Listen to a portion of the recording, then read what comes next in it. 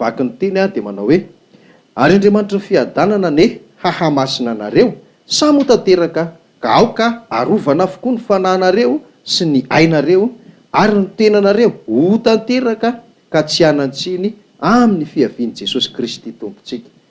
Dia io mihitsy ry pastera le nitenen'le olona ato aminay ozy izy le ankizy zany hoe io angehony dia aina ihany io e. Dia ny sasany indray dia rehefa hita marina fa tsy aina le izy satria samy hafa mihitsy le aina sy le fanahy eto. Ary rehefa ny baiboly teny frantsay ny vakiana dia manavaka tsara ny dikan'ny aina sy ny dikan'ny fanahy. Dia ny any sisa herin'ny olona dia hoe ka io fanan'Andriamanitra io e. Ve raha raisitsika hoe fanan'Andriamanitra io dia noho tsara ary ary Andriamanitra fiadanana ny hahamasina anareo samy ho tanteraka ka aoka arovana avokoa ny fanan'Andriamanitra. Tsy fantatro hoe le fanan'Andriamanitra izay mpitarika sy le mpitatana antsika izay voalaza ny tenin'Andriamanitra izay tarihan'ny fanan'Andriamanitra ny zanak'Andriamanitra dia mila arovana ve? Diso kosa zany, tena diso zany. Fanahy ao anatintsika io fanapetitaifo io izay miavaka tsara amin'ny aina izy fa tsy aina akory. Ka okontsika zany aloha hiteny izay teny fa zao hoe efa io ny voasoratra anatin'ny baiboly dia io inoana, fa rehefa zavatra tsy voasoratra anatin'ny baiboly dia aza inoana. Dia hoe misy an'izany contexte zany ingehony pastera dia tokony mba dinihan'ny pastera hono zany.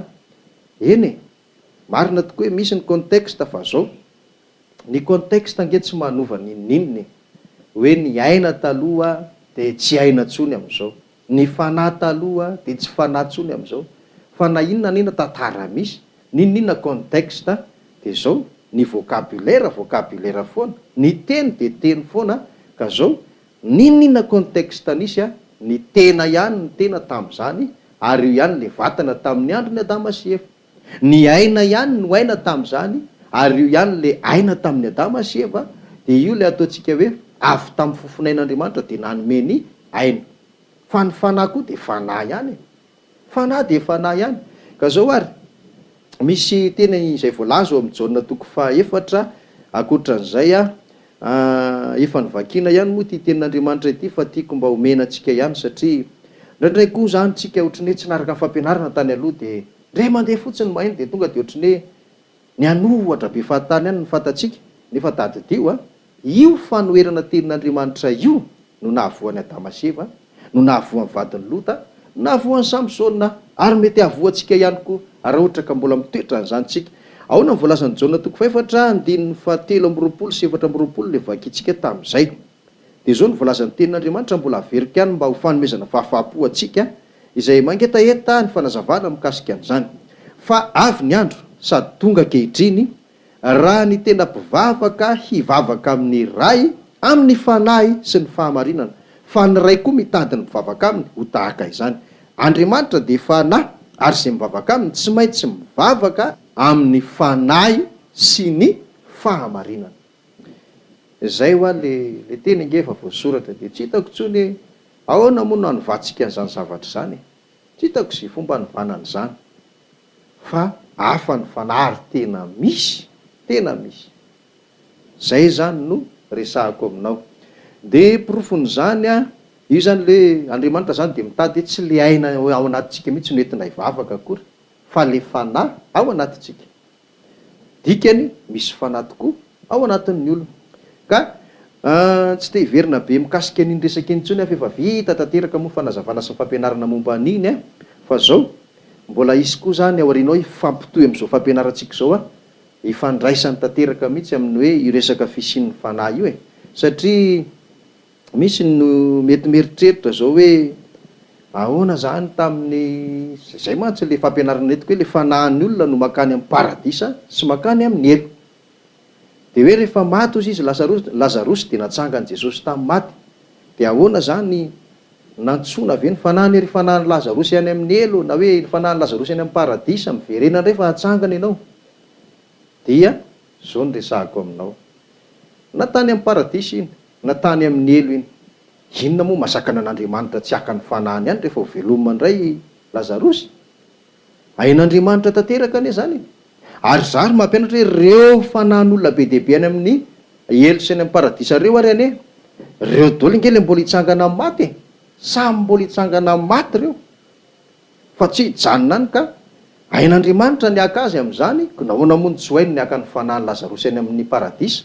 Raha ohatra ka hoe tany amin'ny paradisa izy, tsy hitako izay olana amin'Andriamanitra amin'izany, vitan'Andriamanitra tsara mihitsy zany. De zao de ozy izy tsika hoe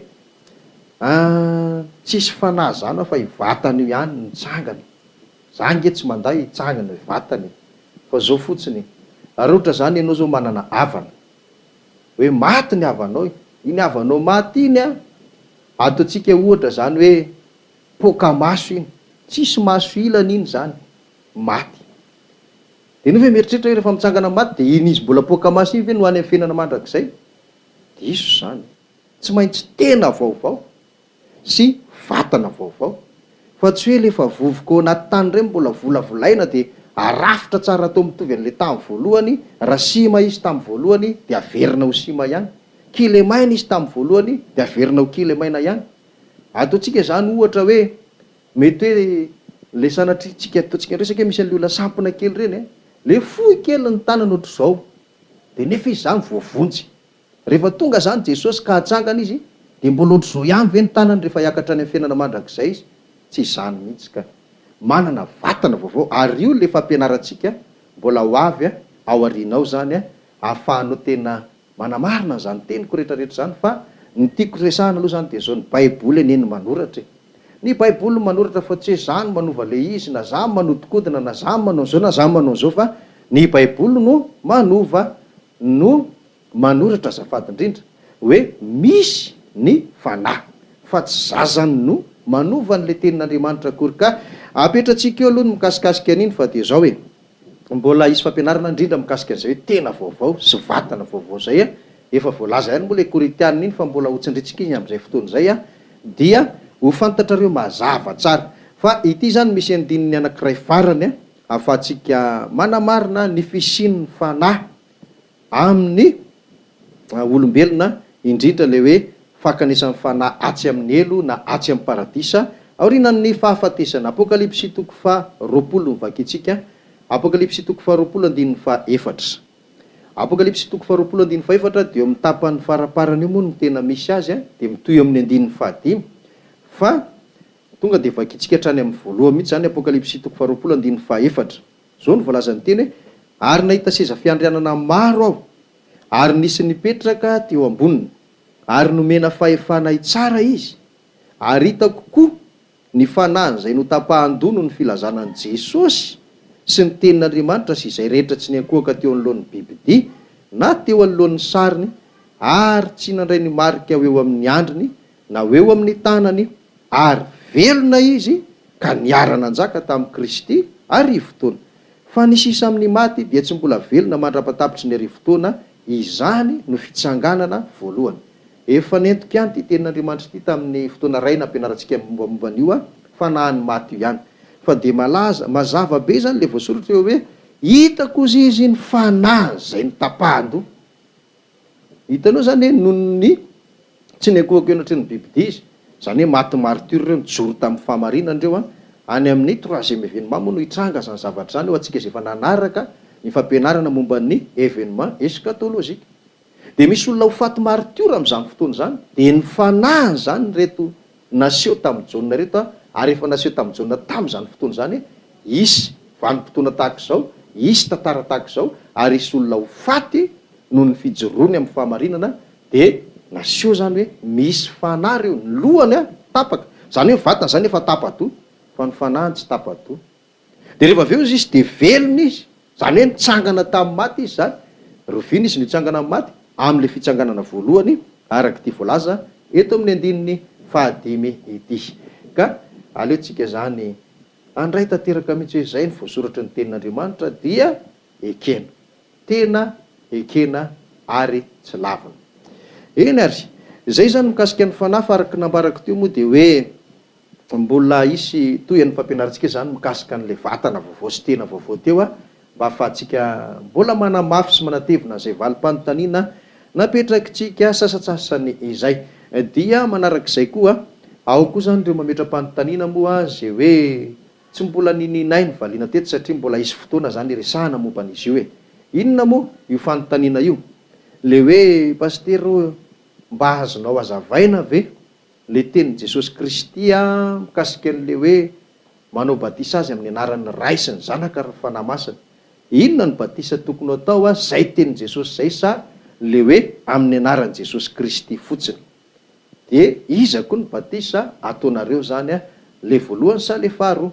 De mbola ho avy zany zay zavatra zay, ary betsaka zany fanontaniana tonga aty aminay zay hoe mbola tsy novalianay satria mbola programa manaraka le izy fa ny tsara de hoe arao an-trano fotsiny fandarantsika, ary tsy adino le resaka be tena mahamaiky atsika mihitsy, mahamaiky atsika be deabe mihitsy mombamomba ny hoe tsy fitovian-kevitra, tsy fitovian'ny fampianarana entin'ireo mpanompon'Andriamanitra maro isan-karazany. Fa eo an'loha zay moa zany zavatra tsindriko fotsiny de zao: ny nahy fampianarako tsy noforonina, tsy nalaina tahaka, ary tsy nampianarin'olona, fa mitovy amin'ny eniny apôstôly Paoly lay nanoratra mikasika ny fisian'ny fanahy, zay voalazan'ny apôstôly Paoly mihitsy hoe za ozy izy tsy nandray an'izany tamin'olona ary tsy nampianarin'olona fa tamin'ny fanambaran'i Jesosy Kristy, ohatran'izay mihitsy ngeny anahy.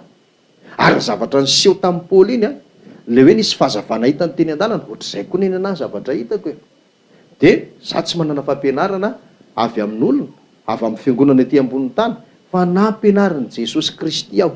Ka itoy ary ny lesitsika fampetratsika eo zany mikasika an'izay resaka fanontaniana zay, fa de mbola azonareo atao an-trano mametraka fanontaniana aminay na amin'ny alalan'ny SMS izany na amin'ny alalan'ny mail zay efa fantatrareo ny adresy sy ny numéro zay apetraka ety ihany koa moa amin'ny fotoana indraindray de azonareo atao an-trano zany ny mifanoratra aminay. Ho antsika kosa moa zay mety mangadabavaka noho ny olana, noho ny problème sy ny karazany, de zao ny akeliny fotoana antsika eto zany tsy afahantsika manatanteraka an'izay satria ny fampianarana dia mahamaiky anay, fa tsy maintsy isy ihany ny fotoana zany zay iantsonantsika rehetra zay mila vavaka na amin'ny antony inona na amin'ny antony inona ao arinao.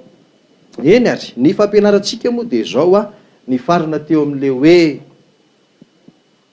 voaozina le olona rehefa nanota Adamaseva, de zao le tenin'Andriamanitra hoe amin'ny andro zay nanareo nio izy de zao ho faty tokoa ianareo. Zany hoe rehefa nandika le tenin'Andriamanitra zany Adamaseva de ny tenin'Andriamanitra de zao hoe ho faty izy roa. Nefa ny zavatra hitantsika de zao ninana izy fa tsy maty izy akory, fa inona fotsiny zavatra nitranga taminy, niala le voninahitr'Andriamanitra izay niaraka tamin'ny fanahy masina tao aminy tao, de nahatsapa teny izy sady niarana hita fa hoe mitanjaka. Zay ny zavatra nisy. De ny zavatra nisy taorianan'izay koa de hoe lasa tsy hitan'Andriamanitra tsony i Adamaseva. De efa napetratsika moa le tenin'Andriamanitra hoe nisy